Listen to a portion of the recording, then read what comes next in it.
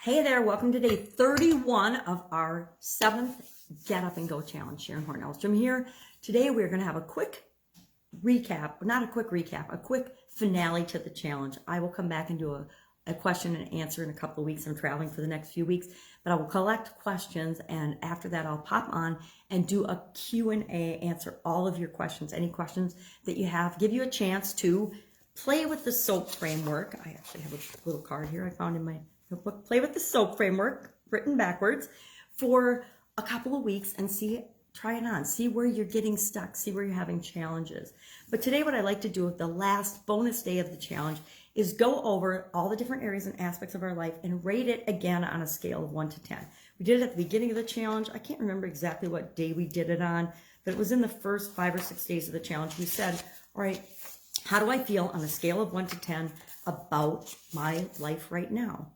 Actually, this is February's challenge, so I'm looking for April. I don't remember what day. It doesn't matter, but we created a scale, 1 to 10. 1 being horrible, really struggling with this area or aspect of my life. 10 being the ultimate, awesome, best possible outcome you could ever imagine. You're already there and achieving it.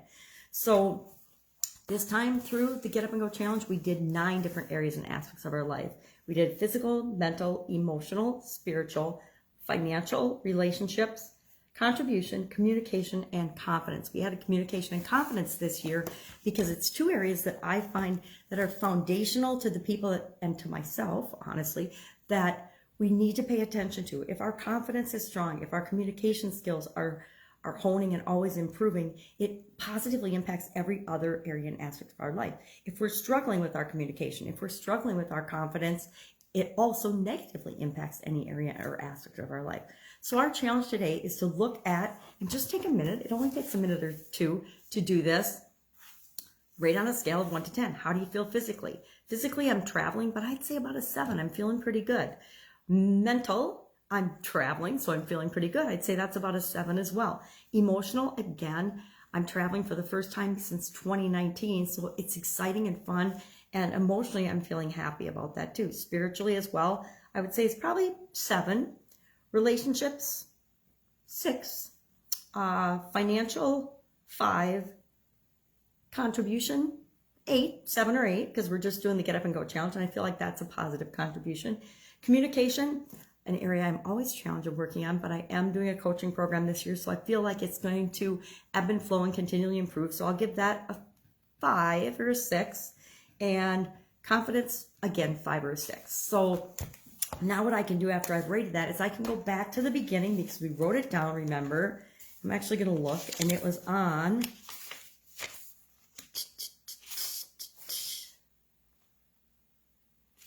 this is, I'm not even there yet. That's why I can't find it. Day 5. So on day 5 we rated, and let's see, I said 5, 6, 6, 6, 5, 5, 7, 5, 5. So mine have changed a little bit, but you can go back and you can see, did using the SOAP framework change how I feel about each area and aspect of my life right now? And just, it's a snapshot in time. I always date mine. I dated mine May 1st, May Day. Happy May Day, by the way, because I want to be able to go back and see over time, am I progressing? Am I going toward a 10 or am I going away from a 10? The times I look and I feel like I'm going away from and I'm going down in my rating, those are the areas that I'm going to work on the most. I'm going to consciously pick and choose. If, for example, I'm coming out of a little bit of a cold, if physically I was feeling worse, I would consciously go through the SOAP framework and do a couple of things to start making myself feel better. Like take cold medicine, take however you say that oscillocopinum word, or take some of the other zinc and vitamin C products that help us to get over colds faster. I would drink more liquids, lots and lots of fluids, get more activity, get more fresh air, whatever makes me feel better physically if I'm feeling like I'm slipping in that area. I encourage you to do the same. So that's all we're going to do today. Rate yourself, share in the comments below one area that you feel like you've improved in, or that maybe you haven't improved, maybe the number hasn't changed. 1 through 10 doesn't give us a whole lot of flexibilities. I personally like to use pluses and minuses, or plus plus or minus minus, to show that I'm the direction that I'm going.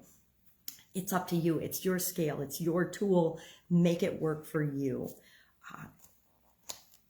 that's it. I thank you for joining us on this Get Up and Go challenge. Obviously, I'm out of my element. I'm traveling, and whenever I'm traveling, I get honestly a little discombobulated for the first few days, especially as we're traveling around from place to place and having different experiences. Everything's in different places, but I use my SOAP framework to get myself comfortable more quickly and easily.